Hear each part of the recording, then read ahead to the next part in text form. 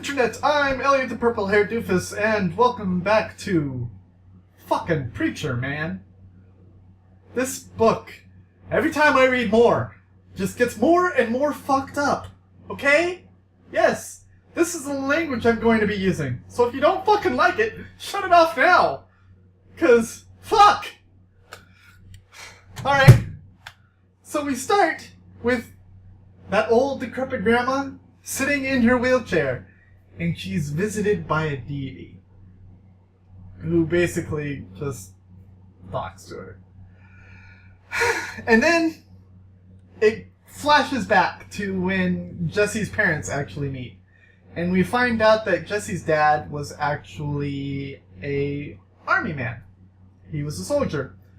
And Jesse's mother was a protester against the soldiers and spit in his face and called him a murderer.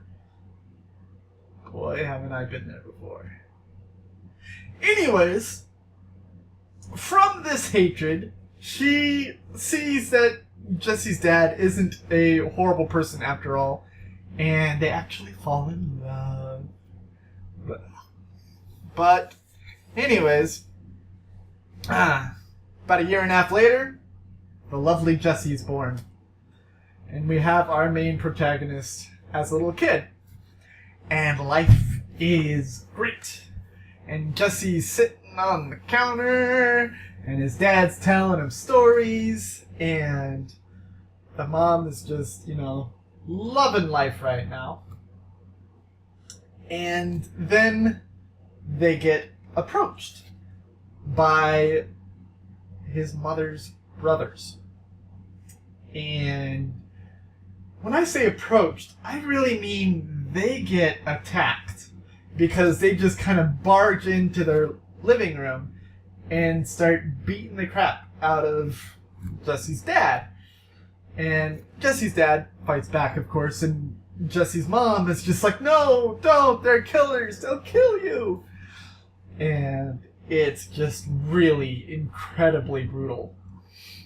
And then it flashes a little bit farther into the future, where the mother's brother have dragged all of them back to Grandma's house. And they did this because while they were fighting, little Jesse screamed out, "Dad!" And the two uncles are like, "She spawned! He has to come back with us. He's a part of our family." And it's just, ugh. It's brutal. It's fucking brutal. And when they get there, the grandma finds out that she had a kid, and she forces Jesse's dad and Jesse's mom to marry. And it's very awkward. It's all very, very, very awkward. Oh, God. It just gets worse. So much worse. Okay. And the mother kind of starts losing the will to live. And so his father decides that he's going to help the mother and his son escape. And they run away, but they get caught like 5 miles outside of the grandma's property. And that's where the brothers kill Jesse's dad in front of Jesse. And he starts bawling because he's like 7 years old. And the brothers are like, "What are you, some kind of crybaby?" And Jesse's never cried since then. And it's just like, this guy has the fucking worst life in the world. And he starts growing up, and the grandma gives him a dog. And so little Jesse has a companion. And Jesse actually makes friends with this boy, who's a cyclops, because he is part of a family of inbreeders. And it's just like, wow, this is just fucked. And Jesse and his friend are watching some show on television, and the dog runs off. And the uncles are standing next to each other, and the dog starts biting the ankles of one of the uncles. And he picks up the dog and buries a fucking nail in his head and nails him to a fence post. And Jesse just gets so fucking pissed off. And he's like, "You're a fucking bastard!" And the grandma overhears it. And the grandma's like, "You don't use that kind of language. We're going to teach you to, live right." And they take this little boy, who can't be more than 8 or 9 years old, and they lock him into an airtight fucking coffin, and they put it on the bottom of a lake. And that's how issue 9 ends. With little boy Jesse locked in this fucking airtight... It's just... And then there's more! More.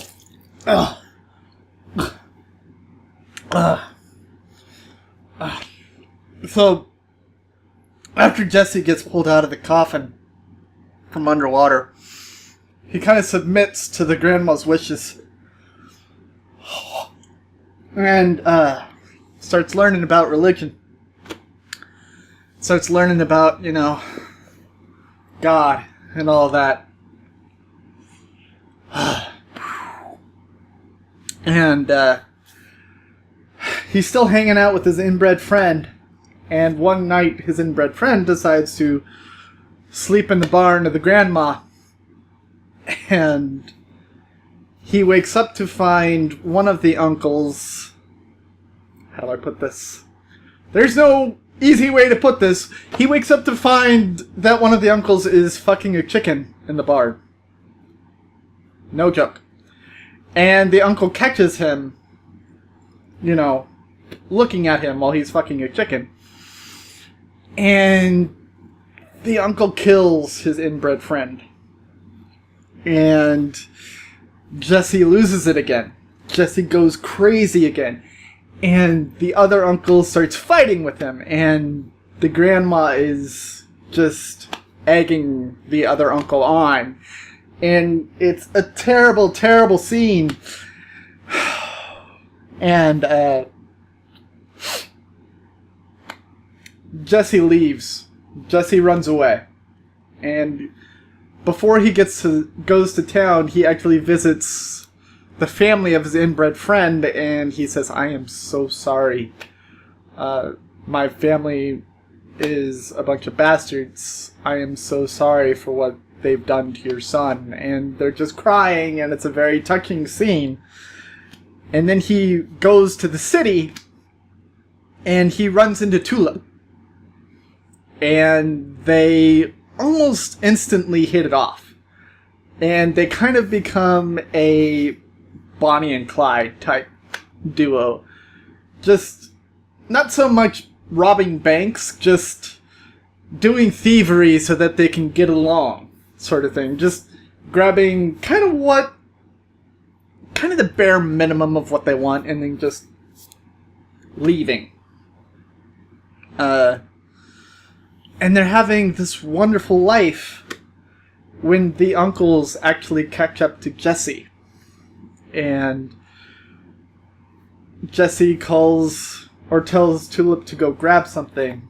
And while she's going to grab something, the uncles come, talk to Jesse, and they take him away. And by the time Tulip comes back, Jesse's gone.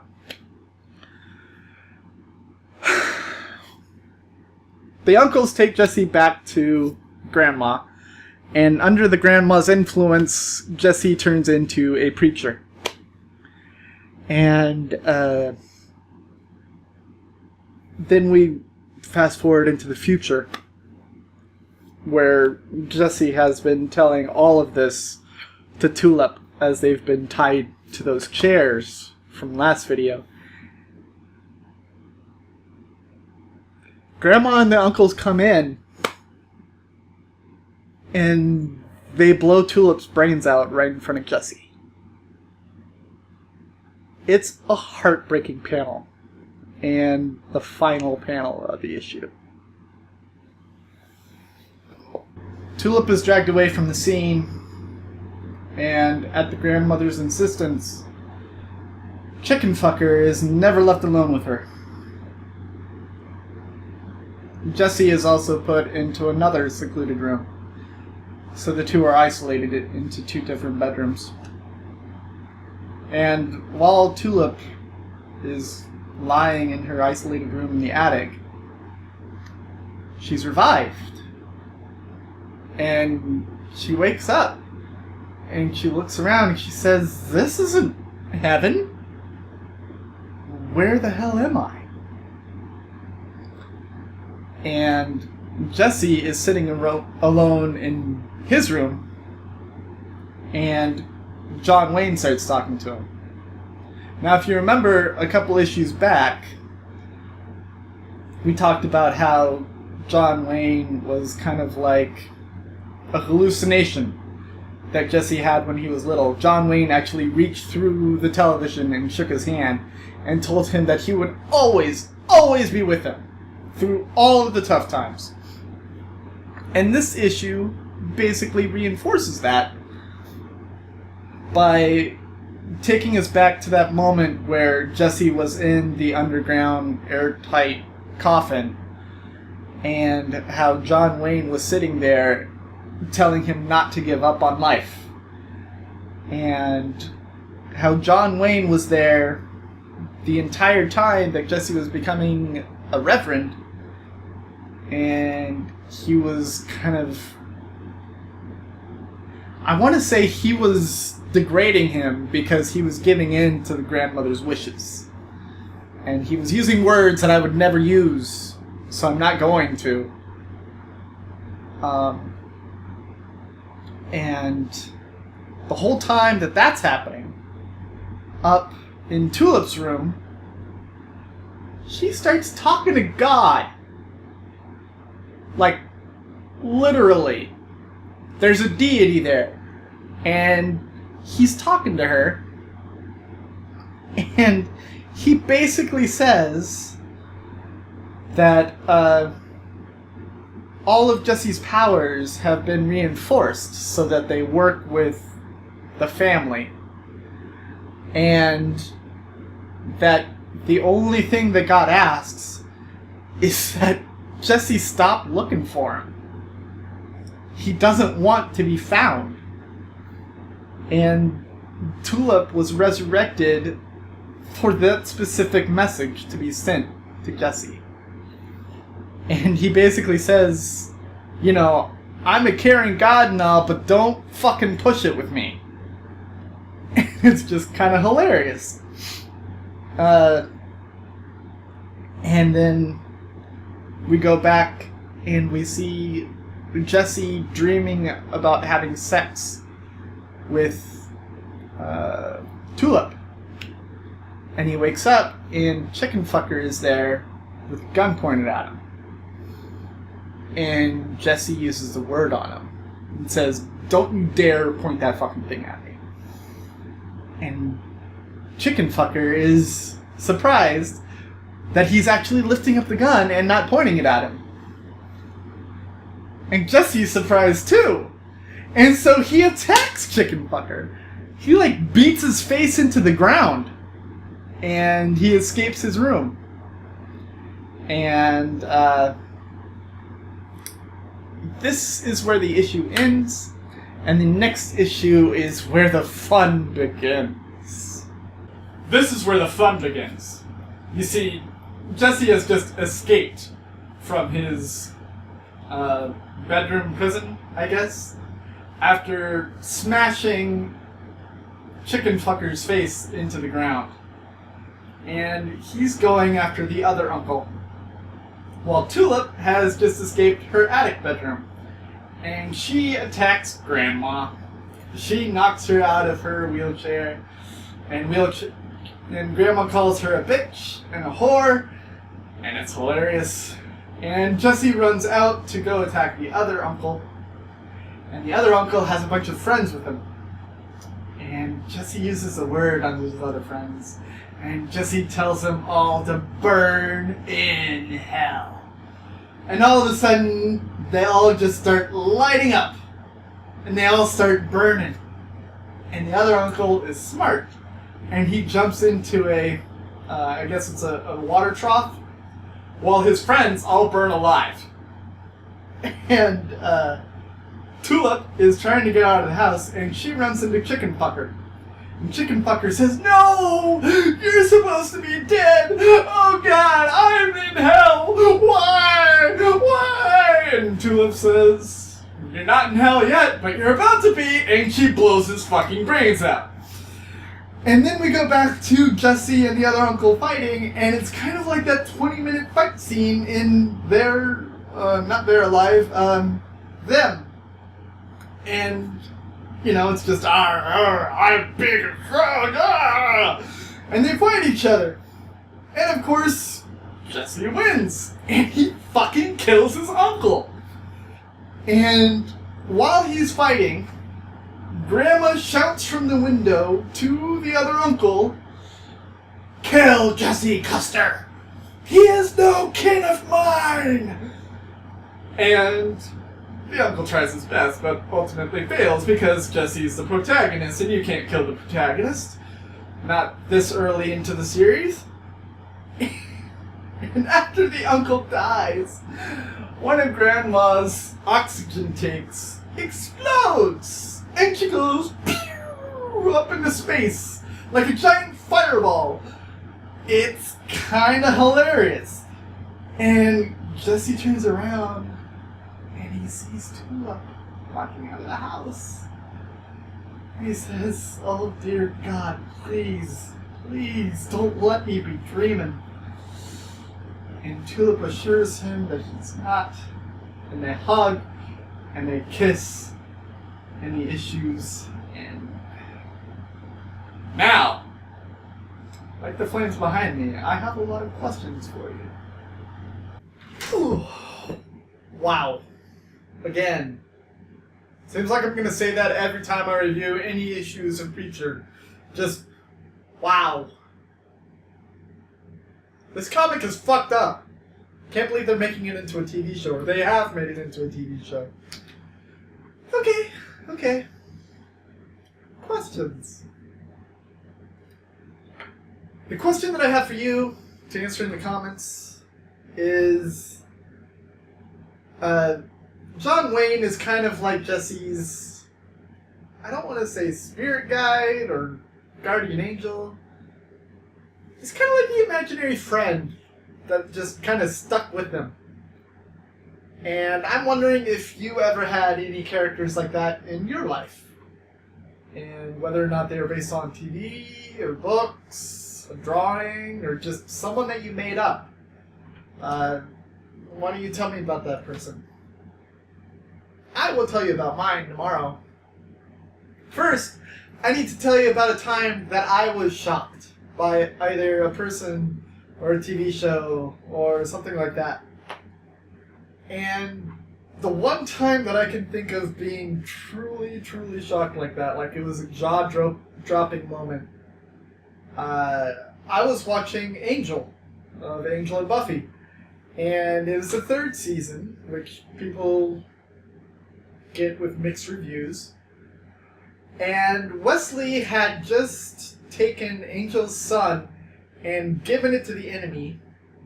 And the enemy had slit Wesley's throat and run off with Angel's son. Wesley was sitting in the hospital. Oh, I forgot. Spoiler alert if you haven't seen season 3, but, you should have by now. It's been like 15 years. So Wesley is sitting in the hospital bed. Slit throat. And Angel comes to visit him.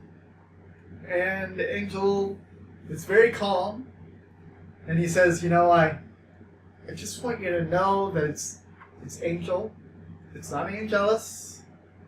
I just want you to know that, I understand,